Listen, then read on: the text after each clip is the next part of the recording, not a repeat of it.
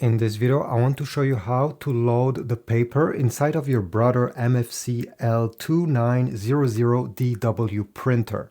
So you're going to stick your finger over here and you're going to pull this drawer towards yourself. By the way, you can completely remove it out of the printer, but I don't suggest that. You can simply leave it just like that. Now, the first thing you're going to notice is that there's a few different lines over here with different size of paper. For example, if I want to print on US letter size, okay, like this, I will simply have to pinch this guide and bring it right beside where it says LTR. This is for letter size.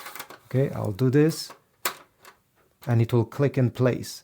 If I want to print on legal size paper, first of all, I have to push this button over here and at the same time extend the drawer, because legal size is a longer type of paper. So push and extend and then bring the small guide where it says LGL for legal size. But I don't want to do that, so let me put it back. Okay, I push the button and I push so it closed down, and I'll put it right beside LTR.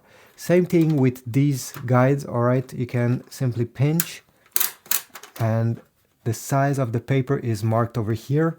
For letter size, it's the last line. Same thing for legal size.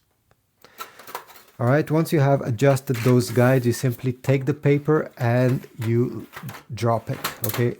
Just like that.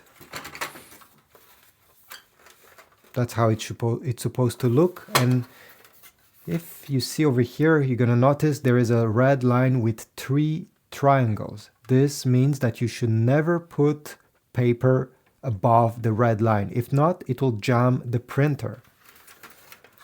So once you have loaded the paper, you simply put the drawer back and you can start printing.